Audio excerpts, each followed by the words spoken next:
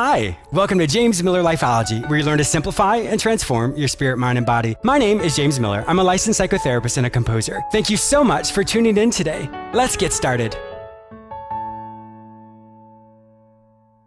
I wanted to take just a quick moment to thank you all who continually support and listen to James Miller Lifeology. I have been so blessed and honored by your continual support. I wanted to make sure that you don't miss out on anything exciting that's happening over here. So make sure you sign up for my free newsletter at jamesmillerlifeology.com. I have a great show for you today. I'm going to help you analyze what type of leader you are. I'll also be interviewing author Sebastien, who shares his book, Lead Like a Superhero, What Pop Culture Icons Can Teach Us About Impactful Leadership. This amazing book uses popular superheroes as templates to train you how to be a powerful, effective leader.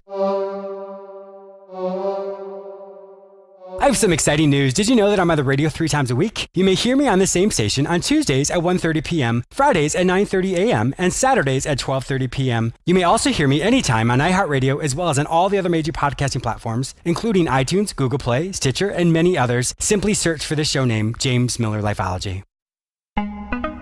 Are you struggling today to find your purpose? Has mediocrity set in and you can't imagine doing the same thing for the rest of your life? Are your relationships struggling or you aren't sure how to make long-lasting changes in your life? Then today, contact me, James Miller. I will help you recognize the areas in your life that are going really well, and then we'll look at the areas in which you are struggling. We will create actionable solutions to help you create long-lasting changes in your life. You don't have to do this alone. Go to my website, jamesmillerlifeology.com, and click on the page, Work with James. Fill out the form, and it will be sent directly to me. Don't let another day go by without finding your way. Your change can start today. Once again, go to my website, jamesmillerlifeology.com, and click on the page, Work with James. Fill out that form to get started today. Young John was chatting to his mentor, Nathan, about his future career options. I think that I would be a great leader one day, John proudly announced. Okay, well, I think I could be a bullfrog one day, responded Nathan. Nathan often came up with seemingly absurd statements, and they continually frustrated and confused his young protege. Don't be ridiculous. I really think that I could be a leader one day. You could never be a bullfrog, though, retorted John. If you think you can be a leader, why can't I think I can be a bullfrog? Because you can't think your way to being a bullfrog. You either are or you aren't, responded John. You're right, John. And you can't think your way to being a leader either. You just have to be one, said Nathan with a smile. John thought for a few minutes, then asked, but I'm young. How can I be a leader? Leaders are leaders, no matter how old they are or what their circumstances are. You can positively influence your peers to make better decisions, find a cause worth bringing attention to, or work with others to find innovative solutions to challenging problems. Whatever you do, stop thinking about being a leader and just lead. What kind of leader are you? When we grew up, we read about many types of individuals who are very influential in the world around us. When we think about these individuals, we think, oh my gosh, I could never be like this person. We compare ourselves to these individuals and we become frustrated because we think there's no way we could ever be like them.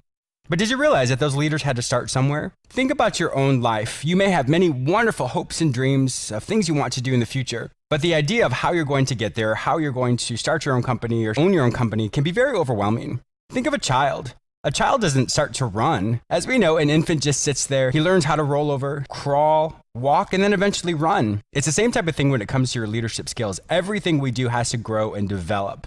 One of the most important things we can do right now is simply look at our life right this second. What are you doing to individuate yourself? In other words, what are you doing to just be you? Getting caught up in what your friends say, or what the latest trend is, or what social media says about you or doesn't say about you. What do you do to be true to yourself? When you can be true to yourself in every area of your life, in other words, being authentic and congruent, that is the beginning of being a really powerful leader. And when you're really aware of the type of person you are, and look at those potentially blind spots in your life. In other words, those areas in your life that you may not realize are potentially a problem until you do some deep self-introspection. But when you do recognize those blind spots, you change them. When you're talking to your friends or any social situation you're in, pay attention to how you present yourself. How do you think your peers see you? How do you think the people in the conversation or just even in that social setting see you? Do they see you as someone who's argumentative, who's always talking negatively about other people? Or do they see you as someone who's open to dialogue, who's open to discussion, who has their own opinions, but who's open to hearing what others have to say? There's so many amazing traits of a leader, and that's why my guest today, Sebastien, is going to be sharing his book, Lead Like a Superhero. It's a phenomenal book that really gives you insight and wisdom of how you can be a better leader, what a leader is, and how you can develop your own leadership style. But I really want us to take something very practical today is simply pay attention to who you are in the conversations you have, in the interactions you have. Do you find that you leave each of those situations making it better, making it healthier, making people smile, making people laugh, giving compassion to those people around you? The more you can practice that, the more easily it will be to be an effective leader. Many people can lead people astray, but the type of leader who can support your friend, support the people around you, is a type of leader that people will automatically be drawn to. Be an effective leader today. Did you know I have a YouTube channel? That's actually how Lifeology started. I have well over 155 episodes that I've created specifically for you. I do know that many people struggle with listening to a full 30-minute show. So these episodes are about 3 minutes long. Each episode will give you a practical tool or technique that you can practice daily to help you simplify and transform your spirit, mind, and body. Simply go to my website, jamesmillerlifeology.com, or go to YouTube and search for my name, James Miller Lifeology. Sebastien Richard is a Montreal-born speaker, leadership trainer, and co-founder with his wife of a faith-based leadership and coaching company called Thriving on Purpose. He is also the author of Lead Like a Superhero, What Pop Culture Icons Can Teach Us About Impactful Leadership. Lead Like a Superhero is an unconventional approach to leadership, perfectly tailored for a younger generation of leaders. It is informative, fun, and inspiring new way to learn about leadership. Welcome to my show, Sebastien. Hey, thanks, James. It's nice to be here. Yes, you are calling from Prince Edward Island? Yes, I am. Well, thank you for joining with us today. I'm down here in sunny Florida, and you are up north. And that's a great thing I love about technology is the world is not as big as it used to be. No, it sure isn't. It's a small world and getting smaller every day. Yes, it is. So once again, thank you for joining with us today. I can't wait to talk about your book, Lead Like a Superhero. That's going to be a wonderful conversation, and I'm really looking forward to getting your take on what it means to be a leader, specifically with this younger generation. All right. Well, let's talk a little bit about you yourself. So you were born in Montreal and you grew up there, but it sounds, from what I understand, the way you grew up, it was not the quote unquote optimal version of how a child should grow up. It sounds like you didn't have many leaders yourself. So would you be willing to tell us how you grew up? Yeah, well, I grew up in the poorer neighborhoods of Montreal. My parents were not stable people. Mm-hmm. They moved around a lot. They divorced actually twice. So they divorced when I was 2, mm-hmm. After which I went to live with my mom and then my dad and then my grandparents. And then I was shipped to boarding school. So it wasn't an easy childhood as I was bumped around quite a bit.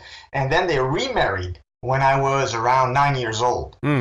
After which they had a super bumpy marriage for another 4 years, and they re-divorced when I was around 14 years old. Oh my gosh. And that one was really crushing. Like even if we weren't living the high life when they were together, they were still together. And, mm-hmm. and if a child growing up, it's always good to have his parents together. Yeah, but that's what a child usually always wants, is to have that. So I'm sure when you're 9 years old, it was wonderful. And then unfortunately at 14, I can see why that would be so difficult for you.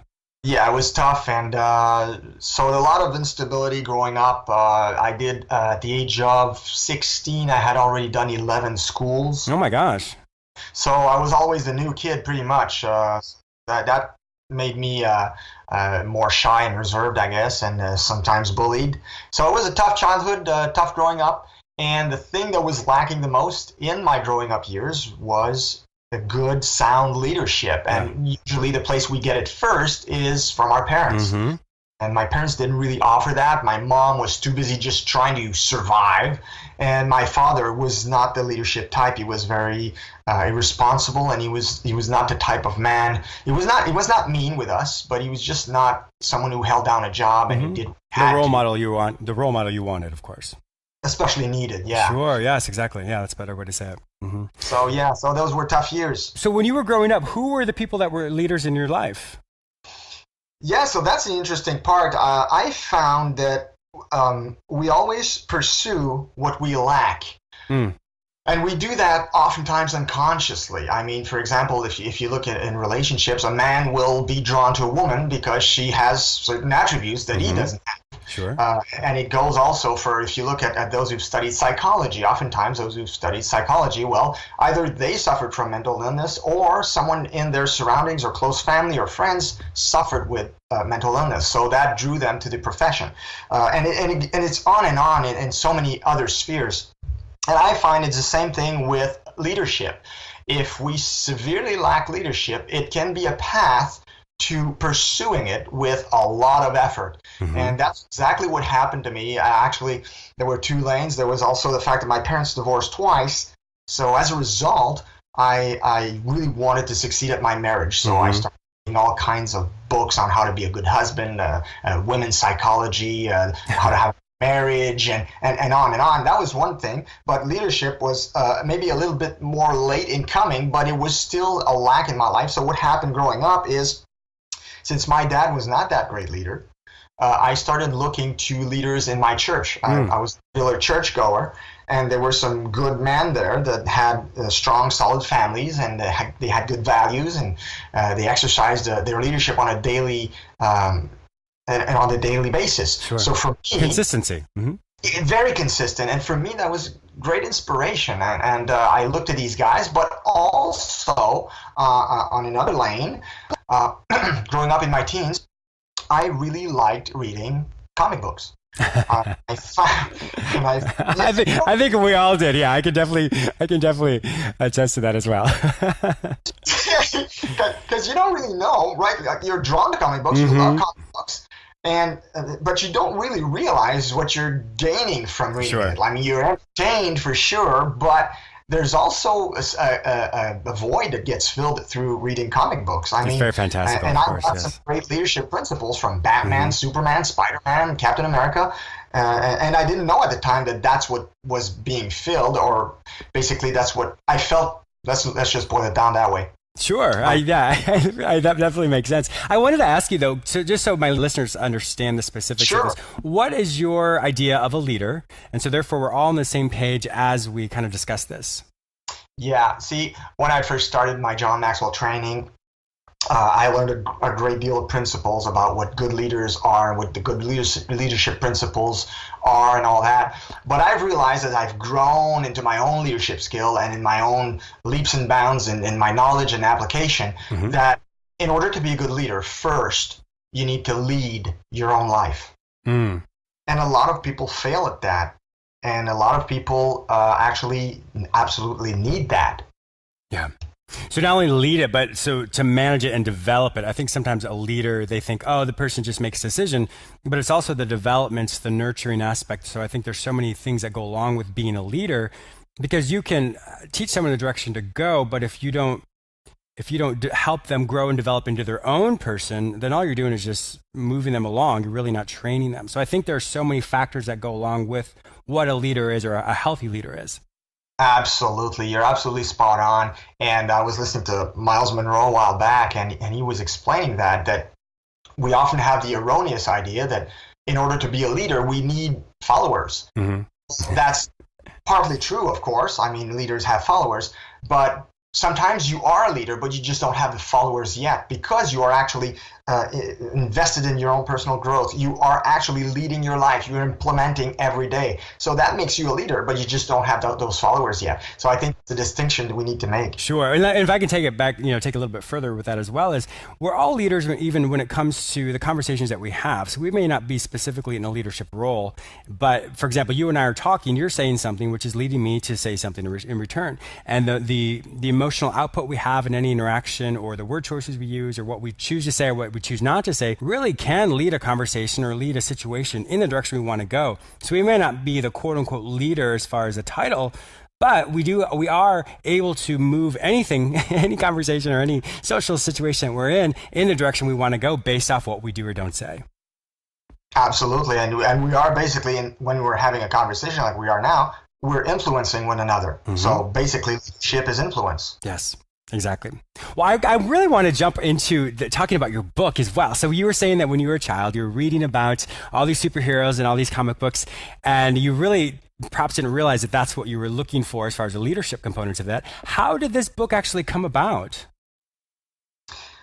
Yeah, that's a funny story. I mean, as I was undergoing my training and developing as a leader myself, and I was immersing myself in leadership. Okay, I was listening to hours of leadership content every day. And so what happens when you immerse yourself in a certain thing, you start seeing it everywhere, right? Yeah, I mean, it's true. Left, right, it's there. So I just had a random thought, and I just thought, because I am a fan of superheroes, I was just thinking about Superman and Batman. I was like, oh, oh, these guys are great leaders. Mm-hmm. And then it clicked. And then I started writing on a piece of paper that I found right next to me. I started writing down, I think there were 10 at the time, 10 superheroes. And next to their names, I wrote how they lead, because they don't lead the same way. And when I was done, it took me 5 minutes to write that, because I was really like on a you know, when you have that great idea, yes, and you're like really excited to write it down. Well, I was in that kind of mode, you know, and I was in a full blown inspirational mode. When I was finished writing that, I reread it and I was like, oh my God, I have a book. That's amazing. And that's really how it works. It really is. That's amazing. Yeah. And when did you actually write this book? Because there's been so many superhero movies that are coming out. In fact, Wonder Woman is coming out soon as well down here in the United States. So when did you actually think about all this? That was about a year and a half ago. Oh, this is perfect. So it's very, very relevant. So it's very true, obviously, for all of the people who watch movies. I mean, so it's really neat that you've taken an amazing concept, a powerful concept rather, and you've linked it together with the world around us today. Yeah, absolutely. And see, I was talking about when I was younger, and something I've noticed also is when you're in high school, those who will buy comic books, usually, and I'm putting it generally here, they're not the jocks. The jocks will not go buy comic books, and the popular girls will not go buy comic books. Oftentimes, as people are a bit more low-key, who are not popular in high school, or are struggling with their relationships and have a hard time fitting in. Why do they do that? Well, I realized one thing. The reason I did it is because I needed to feel empowered. Yeah. And give yourself direction too, and also give yourself a voice too, because unfortunately in society, a lot of times they think the more attractive people, the more popular people, the more athletic people are the true leaders. And then the people who may not be in the forefront, they're often left behind, or they're often thought about or looked at as if they can't do something because society has this myopic viewpoint, or in other words, it has this frame of mind that only certain people can actually do that. And so it is neat to hear that you really targeted those people who have maybe not yet been able to find their voice, but they have just as much potential to be a powerful leader as anybody else. Exactly, and that's why I think the book will appeal mostly to a younger generation of leaders, and you won't have probably a 60-year-old guy buying that book. I mean, you have the odd one here and there, but it won't be their thing, right? Yeah, exactly. So I was going to ask you, so what age group would you say specifically this book is written for? I would think, because the book has a wide audience, it's not just superheroes and it's not just leadership, but obviously it's going to appeal to both. So I would think between 15 and 40 years old is probably the target group, and some people will already be leaders because obviously the principles are very well explained there. It's not a John Maxwell book per se, as in the sense that the very buttoned down kind of serious approach to leadership. So it's got this lens of superheroes and pop culture, which makes it more young and hip. But it's still going to appeal to those who are already in leadership positions.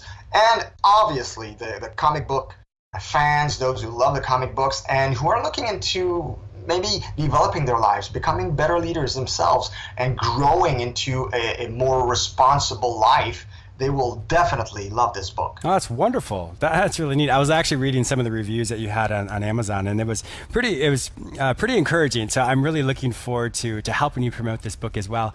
Can you give us an example of, of course, I don't want you to say too much about the book because I want them to buy it, but can you give us an example of maybe one of the superheroes or one of the people in pop culture how they demonstrate their form of leadership?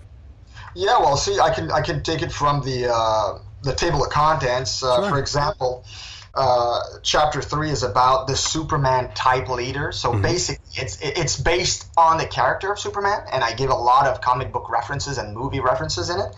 And Superman is called the leader who forges ahead like a locomotive. And if you take the Batman in chapter 5, the Batman leader, he's the leader who leads from the back, analyzing. And that's what Batman does. He always thinks things through and analyzes every possible outcome, and it's just a super brain at work, and then he implements with absolute certainty and style, right? And there's obviously the Captain America, who is the brilliant unifier and strategist. Captain America has an ability to gather people to form a cohesive unit. So that makes him a great, great leader. but he's also at the same time a great strategist, and he's going to have these strategies, and he knows how to turn on a dime when the situation turns out it's out of hand. He knows just what to do next, or he's got a plan B, C, and D. He's got you covered, right? Yeah, very flexible in his leadership style. And you spoke about Wonder Woman earlier. The movie coming. Well, there's a Wonder Woman chapter, which is called the Strong and Versatile Female Lead. So there's some goodies for everybody in that book. Yes, it definitely sounds like that. Yes. When you look back and you read this book yourself, how have you found that just even writing this book has helped you become even a better leader? Yeah, that's been a process, and it's still ongoing to this day. There's a lot of things I told you right now in this interview that are things that I realized after the book was written, which is kind of odd, and I didn't expect that. Because when you're into it, when you're inspired and you're just writing it down and you're passionate and you're researching and writing, you're in a certain mode. But once the book is out, once it's done, and you go back to it and you relook at the pages and you reread it, you see things differently, and you kind of go inward and try to figure out, what did I write it like this? What was I trying to accomplish? What was I trying to get? And basically, that's what I realized by going. I guess introverting myself. Sure. Introspection. Basically, I was talking to a younger version of myself. Wow. You know, that guy who was actually needing leadership growing up, that guy who actually wanted to have more in life, to be more in life, that guy who knew he had something in him, but who didn't know how to express it. Well, that's the guy I wrote the book to, without really knowing it. So today I'm realizing, okay, you know what? I wrote this really for a younger generation of leaders, for those people who either are good leaders and you just want to have a good read that talks about leadership, that's entertaining at the same time, but also for those who are just trying to get into that mode, or trying to become the person they know they can. That's amazing. Well, just even as you were saying that now, I could tell you were just still having that introspective thought about how this still makes sense for you. So I agree with you 100%. Not only do you have the awareness now of what it means, but also in the future as you go back and read this. You know, I know for me, if the different things that I've done as well, either on the radio or on YouTube, and I'll go back and listen to it, and I listen to it as a student, or listen to it as how my listeners hear it. I'm like, oh, that's really good. I should probably really practice that. I mean, even though I do practice it, but you don't realize how much learning you get on the back end as you listen to it, as you read it, as you review it. Because just because you know something doesn't mean you can't learn it in a different facet, or continually have it be developed as you ruminate or think about it in the background. So it's so neat to hear on this end, as I'm hearing you talk about it, that you are continually learning, you are becoming a better leader, a stronger leader, a more advanced leader in your own life. Absolutely, and I love how you put it. That's so true. I mean, it reminds me of something a teacher once said. He said, "We always teach best what we most need to learn." Mm-hmm. Yes, and that's incredibly true. And like I said, you know, it is interesting when I hear some of those things. I'm like, oh gosh, apparently that's what I was going through. I didn't realize it, but now I can teach it to my followers as well. So it is really neat how we can definitely use our own real life experiences and help change the world around us. Hey, I'm curious. Sure. What about you and superheroes? Is there a superhero you prefer? Is there one that you admire, that you like, that you would like to be like? That's a great question. You know, one of my interns from years ago, they actually bought me a book on the psychology of superheroes and villains and how they kind of manifested and all that. And it was a brilliant book, and I unfortunately I don't have it with me anymore. But you know, the one that always spoke to me was Superman. You know, Superman was always the one, the kind of the straight and narrow. I don't want to say like a Boy Scout, but as far as he was always knew right from wrong, always followed that right path. And I always found for me that was the one that I always wanted to be like. You know, he was very compassionate. He was very caring. And his morals and ethics were very sound. And so out of all the superheroes, he was probably the one that I've always aligned myself with. I haven't necessarily thought about it on his leadership style, but when it comes to all of the superheroes that I grew up with, he was always my favorite one, the one I was always drawn to. That's I love getting it from you. I love getting stats. Yeah, that's great. Yeah, I mean, I grew up with all those. You know, for me, I do more Marvel comics as opposed to DC comics. Not that they're any better or worse, but out of all of them, Superman has always been the one that's just resonated with me from as a little boy. So, so it is really neat to hear you. You talk with about a lot of people, Superman. Huh? Yeah. Yeah, and yeah, he's had so many movies too, just like Batman. So it was interesting when you see the two of them together in that latest movie that came out here, just to kind of see their strengths and struggles that they had. But yeah, very different characters. Yeah, it's definitely true. Well, Sebastien, it has been an amazing time speaking with you. I can't wait for my listeners to go out and buy your book, Lead Like a Superhero: What a Pop Culture Icons Can Teach Us About Impactful Leadership. Where would they find this information online, and where would they be able to purchase the books as well? They can purchase the book anywhere online. Obviously, Amazon.com is probably the best place, but there's so many other companies out there. You can find it. They have it online. So Books A Million, Barnes and Nobles, and all these other good places. But definitely you can find it on Amazon for sure. Yeah. Excellent. So what I'm going to do is I'm also put it on my storefront, jamesmillerlifeology.com. And if my listeners aren't able to find it on Amazon, simply go to my website. Once again, jamesmillerlifeology.com. Go to the storefront, and you will see the book there, Lead Like a Superhero. So if they want to find out any information about you and your website, do you have a specific website you'd like to direct them to? So right now the website is undergoing some renovations, I guess you could say. It is thrivingonpurpose.com, but you can find me on Facebook. We have a Facebook page called Thriving Purpose, on Facebook. And you can just find me also at author Sebastien Richard. Sebastien is written at the French-Canadian style, so is Bastien at the end. So it's not the Tian, which is usually the way we write it in English. So it's written in French, Stien, Sebastien Richard. So author Sebastien Richard. Excellent. Well, once again, Sebastien, thank you so much for being a guest on my show today. I really enjoyed this conversation.